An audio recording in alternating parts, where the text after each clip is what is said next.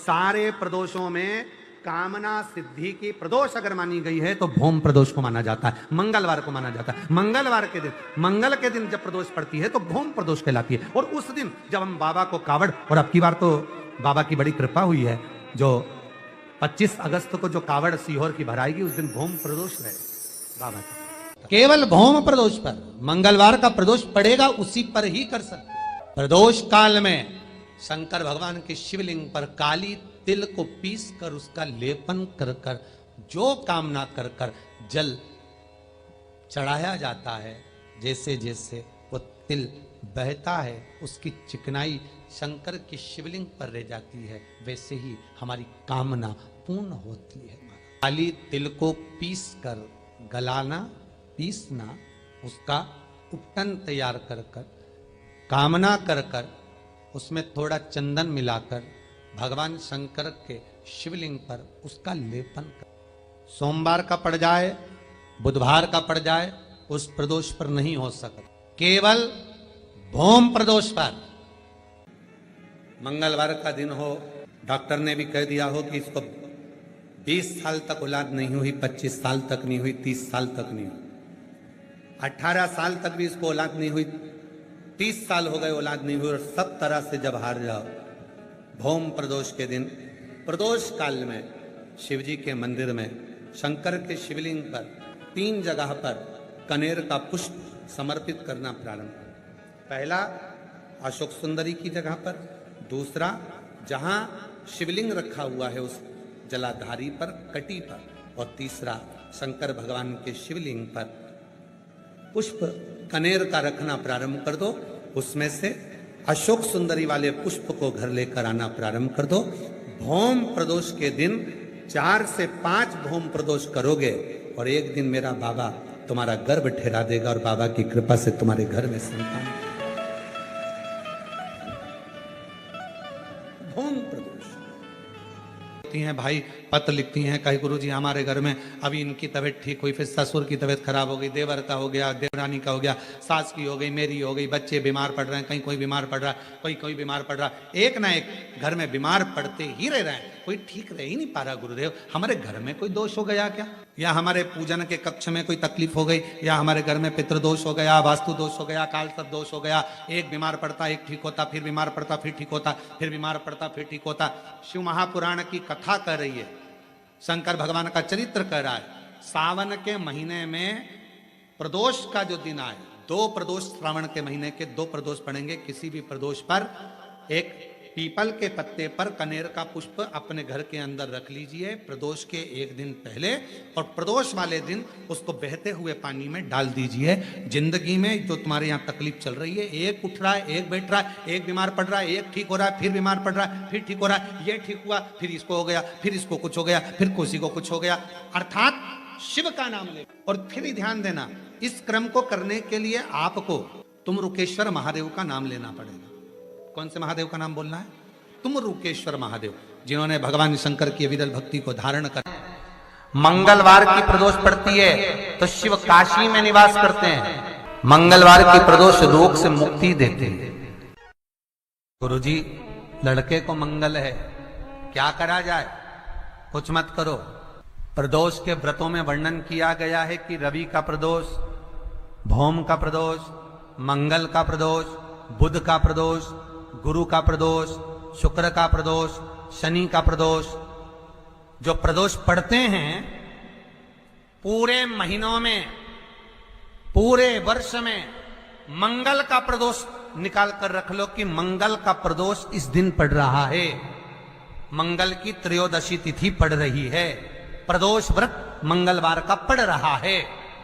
और जिन लड़का लड़की को मंगल होते हैं, जिन कन्या और वर को मंगल होते हैं, केवल शंकर भगवान के मंदिर में जाकर चौमुखी दिया, 4 बत्ती का दिया आटे का, उसमें घी डालकर लड़की शंकर भगवान के मंदिर में मात्र 7 बार शंकर पे से उतार कर, 3 बार स्वतः उतार कर शिव के मंदिर में रख देती है। उसका मंगल आड़े आता ही नहीं है और वो लड़की का विवाह मात्र 3 महीने के अंदर लड़के लड़की का विवाह पक्का हो जाता।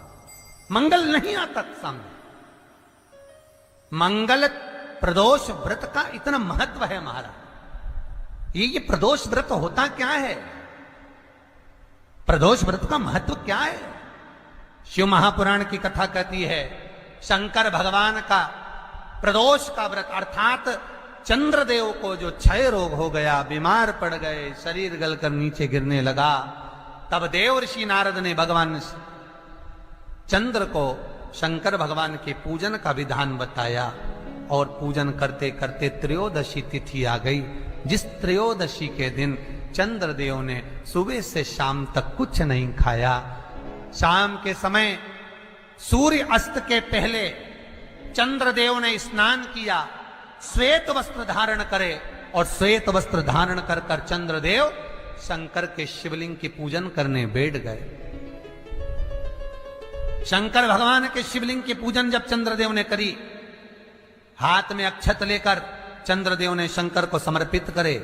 ओम उमापति नमः कहकर जब चंद्रदेव ने शिव को समर्पित करे, भगवान शंकर त्रयोदशी के दिन प्रदोष समय में, प्रदोष काल में प्रकट हो गए और प्रकट होकर बोले, हे चंद्र, तुमने आज मेरा अनुरोधन किया है, आज मेरा स्मरण किया है, जाओ आज त्रयोदशी के दिन प्रदोष काल में मैं तुम्हारे शरीर को स्वस्थ करता हूं। तब से ये प्रदोष व्रत प्रारंभ हुआ है महाराज। किसने करा है प्रदोष व्रत? भगवान विष्णु ने करा था। जब घोड़े का मुंह लगा हयग्रीव अवतार, लक्ष्मी जी हंस दी थी तो घोड़े का मुंह भगवान विष्णु का लगा, तब भगवान विष्णु ने प्रदोष व्रत करा था। प्रदोष व्रत 11, 26 एक प्रदोष का महत्व, एक एक प्रदोष शंकर भगवान का मिलन बिंदु है प्रदोष। कनेर का पुष्प शिव का चढ़ा हुआ, शंकर का चढ़ा हुआ कनेर का, कनेर देखा है ना आप लोगों ने, पीला कलर का जो कनेर का फूल होता है, पीला कलर का, शिव पर चढ़ा हुआ कनेर का पुष्प। यदि प्रदोष के दिन भगवान शंकर पर चढ़े हुए उस कनेर के पुष्प को अपने कर्ण पर, अपने कान के ऊपर धारण कर लिया जाता है, तो व्यक्ति के जीवन में जो बड़ी बीमारी आने वाली होती है वो तुरंत समाप्ति की ओर चली जाती है। शिव पर समर्पित करा हुआ कनेर का पुष्प कर्णों में कुछ देर के लिए जब धारण किया जाता है, कुछ देर हमारे जीवन के सारे रोगों को, बीमारियों को ये हर लेता है। कुछ क्षण शिव का चढ़ा हुआ कनेर पुष्प हमारे रोग को, बीमारी को, तकलीफों को समाप्त कर देते हैं। पर बहुत देर तक, 2 घंटा 4 घंटा तक नहीं, कुछ क्षण के लिए उसको लगाया जाता है। किसी व्यक्ति ने अपनी जिंदगी में एक नियम बना लिया कि मुझे प्रदोष के दिन बाबा देवाधिदेव महादेव को एक कमल का पुष्प चढ़ाना है। और कई मौसम ऐसा होता है कि उसमें कमल का पुष्प नहीं मिलता, तो कमल गट्टा बाजार में मिलता, देखा है आप लोगों ने, काला कलर का होता है कमल गट्टा। एक कमल का गट्टा भी यदि देवाधिदेव महादेव को, यदि कोई कितना भी दरिद्र है, कितना भी गरीब है, उसका कोई व्यापार नहीं, कोई व्यवसाय नहीं, कोई नौकरी नहीं, कोई चाकरी नहीं, कितना भी परिस्थिति से मारा हुआ व्यक्ति है, अगर उसने प्रदोष नियम बना लिया, प्रत्येक 12 महीने का मैं नियम लेता हूं और पूरे 24 प्रदोष मैं बाबा को कमल का, जिस समय पर कमल का पुष्प मिल जाए उस समय पर कमल का पुष्प चढ़ाओ, ना मिले तो कमल गट्टा चढ़ाओ। पर जिसने प्रदोष का नियम बना लिया, 1 साल पूरा नहीं होगा और मेरा बाबा उसका हाथ पकड़कर उसको मंजिल तक पहुंचाना होगा। कितना भी दरिद्र, कितना भी दरिद्र, ये लोमश ऋषि की कथा कहती है, ये लोमश बाबा का चरित्र कथा, कितनी भी गरीब परिस्थिति क्यों ना हो, कितना भी दरिद्रपन क्यों ना हो, कुछ नहीं घर में। जब कोई कह दे कि तुम्हारी जिंदगी में दुख ही दुख है, 3 क्रम है, अगर बन सके तो करो। पहला 1 लोटा जल चढ़ाना।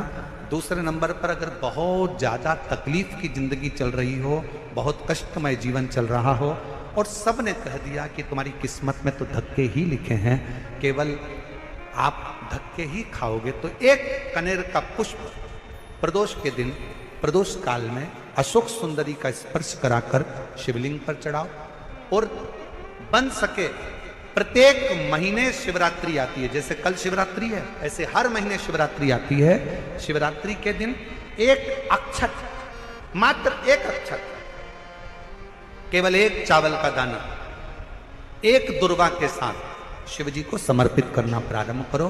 जिंदगी की कैसी भी तकलीफ होगी, मेरा शंकर भगवान उस तकलीफ को मिटाएगा। और दिल से बाबा को पुकारते रहो, श्री शिवाय नमस्तु, श्री शिवाय नमस्तु, श्री शिवाय नमस्तु, श्री शिवाय नमस्तु। उसको पुकारते रहो, दिल से उसको विश्वास के साथ पुकारो। पार्वती जी के भाग्य में लिखा था कि इनको जो पति मिलेगा वो नग्न वेशधारी मिलेगा, जटाजूड़ वाला मिलेगा, भस्म रमाने वाला मिलेगा। पर उन्होंने, पार्वती जी ने शिव जी की आराधना करना प्रारंभ करी। और जब भगवान शंकर की आराधना करना प्रारंभ करी तो भगवान शंकर ही उनको पति के रूप में मिल गए। और जब स्वयं देव अधिदेव महादेव हमारे भाग्य में अगर आ जाते हैं तो बाकी के भाग्य की सारी रेखाएं अपने आप सीधी हो जाती हैं। सब रेखा शिव को पुकारो।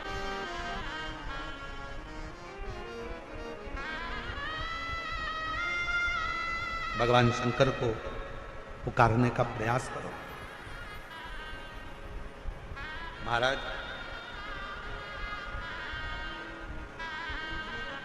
शिव महापुराण की कथा एक बड़ी सुंदर बात कहती है, बहुत सुंदर। जिसके दिन खराब चल रहे हो ना, तुम्हें मालूम है कि तुम्हारा रिश्तेदार के दिन खराब चल रहे हैं, उसकी तकलीफ की जिंदगी चल रही है, उसको कष्ट है। हम जानते हैं कि दिल्ली वालों को इतना समय नहीं है, मुंबई वालों को इतना समय नहीं है, बड़े बड़े शहरवासियों को इतना समय नहीं है। पर शिव महापुराण की आज की बात को लेकर जाना, जिसके दिन खराब चल रहे हो, तुम्हारे रिश्तेदार, तुम्हारा कुटुंबी, मोहल्ले में किसी के दिन अगर बेकार चल रहे हो, बहुत कष्ट के दिन चल रहे हो, तो उससे कम से कम एक दिन में 2 बार जरूर मिला करो।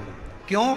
उसके दिन भले खराब चल रहे हैं, पर एक ना एक दिन मेरा बाबा उसका हाथ पकड़कर उसको उन्नति की सीढ़ी पर जरूर चढ़े। शादी के हो गए 40 वर्ष, शादी के हो गए और औलाद है ही नहीं, डॉक्टर ने भी हाथ, तब आखिरी में एक काम चालू करो। प्रदोष का दिन दोनों पति पत्नी व्रत चालू कर दो प्रदोष का, और प्रदोष काल में शाम के समय जाकर एक ही दिए में 2 लंबी बाती जानते हो ना, रुई की लंबी कपास की बाती, दोनों बाती एक ही दिए में रखकर पति पत्नी दोनों उसको प्रज्वलित करना प्रारंभ करें। बाबा संतान देकर ही रहेगा, औलाद आएगी ही। का जो क्रम है इसको जरा समझिएगा बहुत अच्छे से, सावधानी से। दुर्वा की इस तरह से जो ये भाग रहते हैं, ऐसे 7 भाग दुर्वा के लेना है। कितने भाग लेना है? 7 भाग दुर्वा के लेकर 5 बेलपत्र के साथ, बेलपत्री कितनी होना चाहिए? 5। 7 भाग दुर्वा के लेना है, 5 बेलपत्र लेना है, और लकुलेश महादेव का नाम लेकर 7 दुर्वा 5 बेलपत्र, लकुलेश महादेव का स्मरण कर कर, भगवान शिव का स्मरण कर कर, शंकर भगवान पर प्रदोष या सोमवार की अष्टमी या शिवरात्रि के दिन भगवान देवाधिदेव महादेव के शिवलिंग के ऊपर अपने हृदय की कामना कर कर भगवान शिव को समर्पित कर, बाबा देवाधिदेव महादेव को समर्पित। जीजियां याद रखें, मेरी जीजियों से निवेदन है, कभी कभी ऐसा लगता है शरीर में अगर कोई गांठ पड़ जाती है, बच्चादानी में गांठ आ गई, चेस्ट में गांठ आ गई, शरीर के कोई अंग में गांठ आ गई, घबराना नहीं है, डॉक्टर का इलाज करवाओ, दवाइयां लो, साथ में एक नियम बनाओ, प्रदोष काल में 2 दीपक शिव जी के मंदिर में लगाओ और 1 चावल का दाना शंकर भगवान पे चढ़ाना प्रारंभ करो। वही चावल के दाने को वापिस उठाओ। अगर प्रदोष का व्रत नहीं है तो उसी दिन खाओ, और अगर व्रत है तो दूसरे दिन उस चावल के दाने को जरूर खाओ। धीरे धीरे वो गठान जो शरीर के अंदर है वो गलना प्रारंभ हो जाती है। थोड़ा दिन करोगे आपको उसका फल प्राप्त होना प्रारंभ हो जाएगा। एक चावल का दाना भी चंद्र का प्रतीक है। आप सबसे एक निवेदन करना चाहूंगा, जितने भी शिव भक्त यहाँ कथा श्रवण करने के लिए आ रहे हैं, जितने भी शिव भक्त, आप सबसे निवेदन करूं कि प्रयास करो।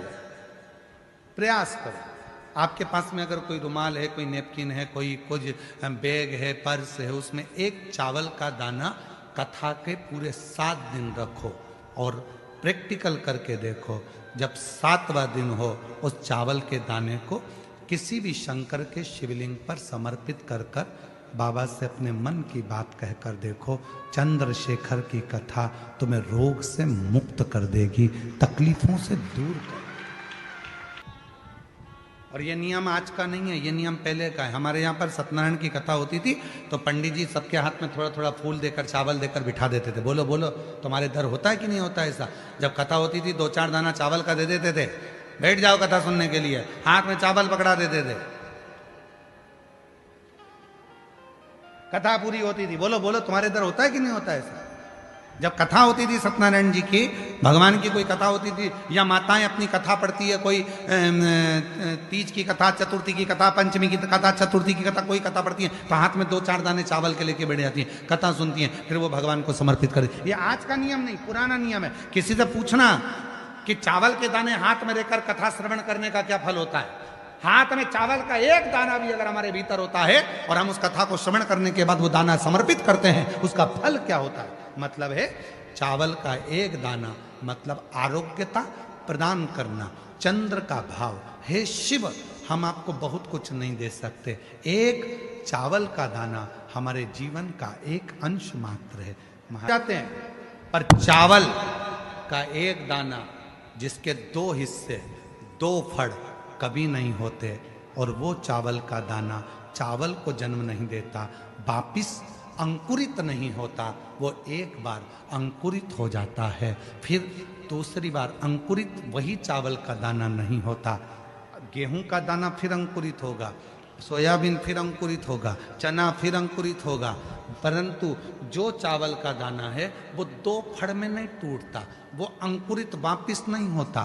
वो चावल का दाना एक बार शिव का हो गया, मतलब 2 भागों में नहीं बटा है। हे शिव, मैं एकाकार तेरे चरणों में हूँ, मैं फिर संसार सागर में तेरा होकर आया था, तेरा रहना चाहता हूँ, संसार सागर में अंकुरित नहीं होना चाहता, पूर्ण तेरा हो जाऊं, तुझ पर आश्रित हो जाऊं, तुझ पर समर्पित हो जाऊं।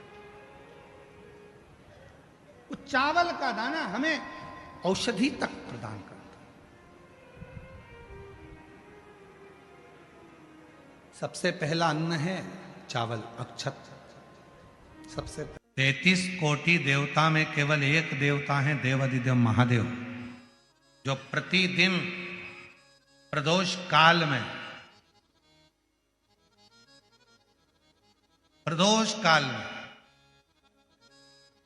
शाम के समय अपनी अर्धांगिनी मां पार्वती जी के साथ भ्रमण पर निकलते हैं अपने भक्तों का दुख मिटाने के लिए। प्रतिदिन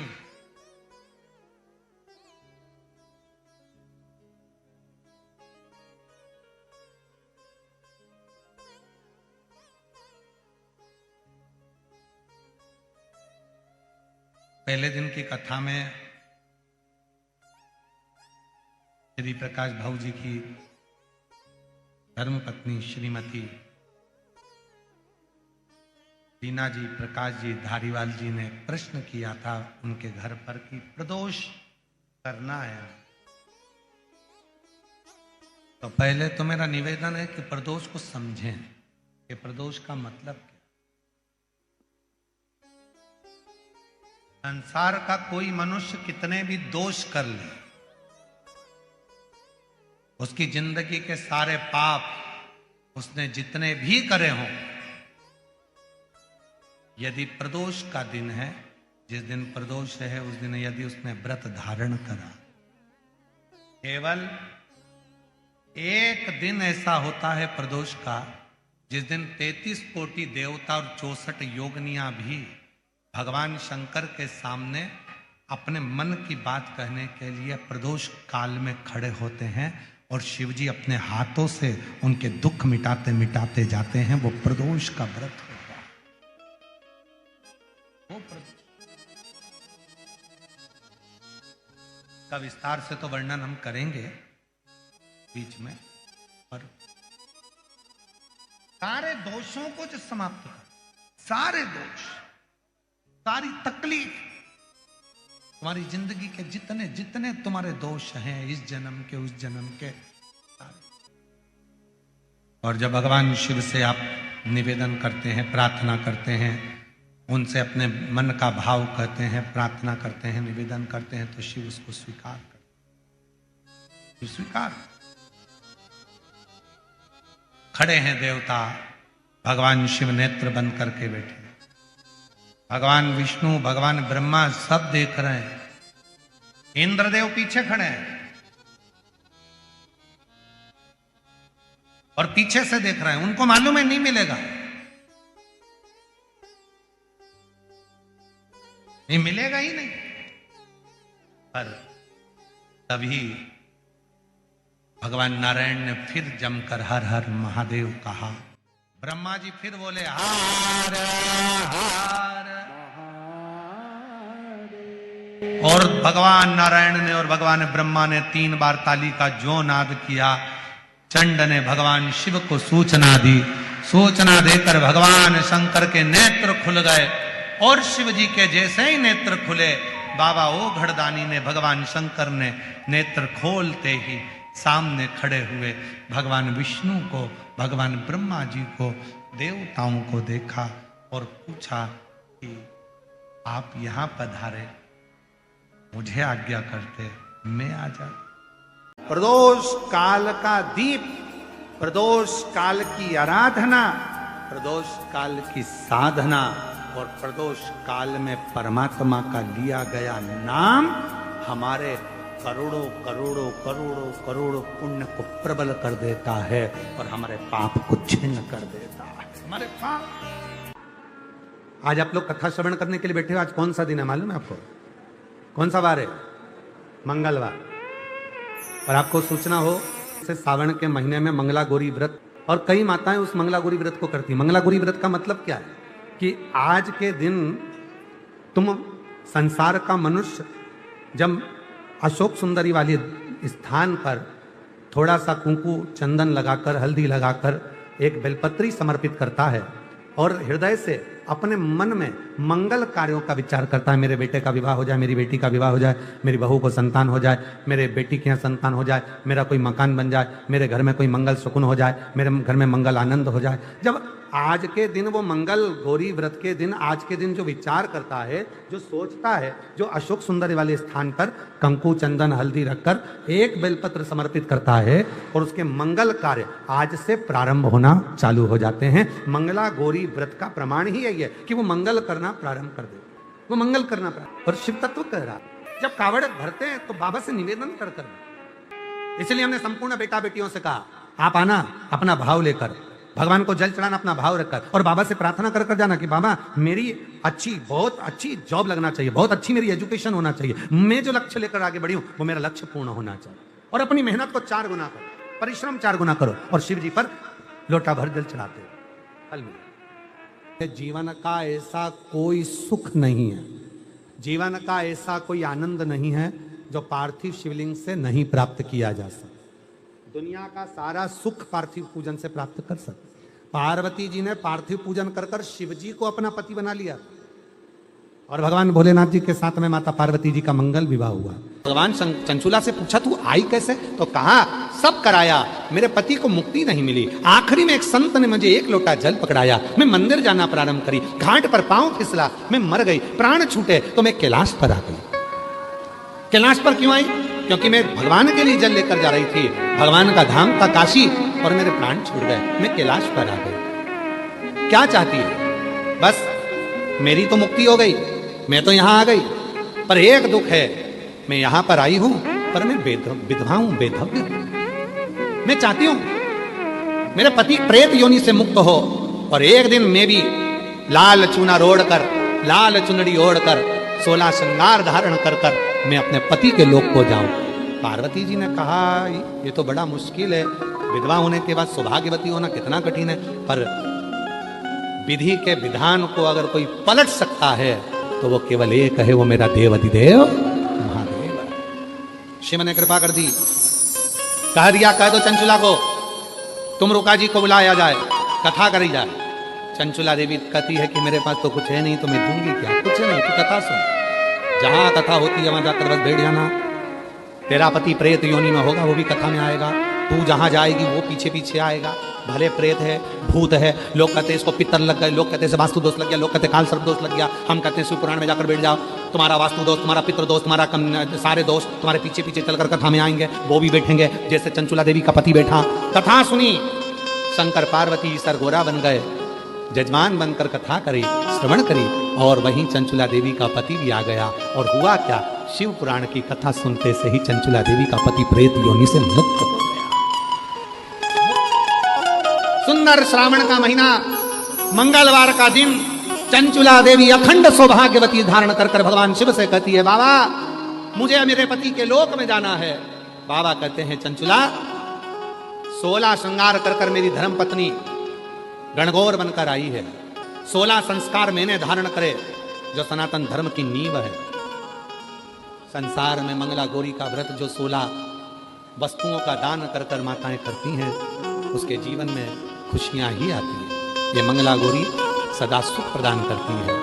आज चंचुला मैं तुझे वर देता हूं, तो तेरे पति के लोक में अखंड सौभाग्यवती होकर रहेगी। शिव महापुराण का सबसे बड़ा सार है कि वो जितने लोग इसको श्रवण करते हैं, कर्म के फल के अनुसार भले उनके जीवन में कुछ भी हुआ हो, पर उनका एक जन्म नहीं होता, वो शिव की शरणागति ग्रहण कर लेते हैं।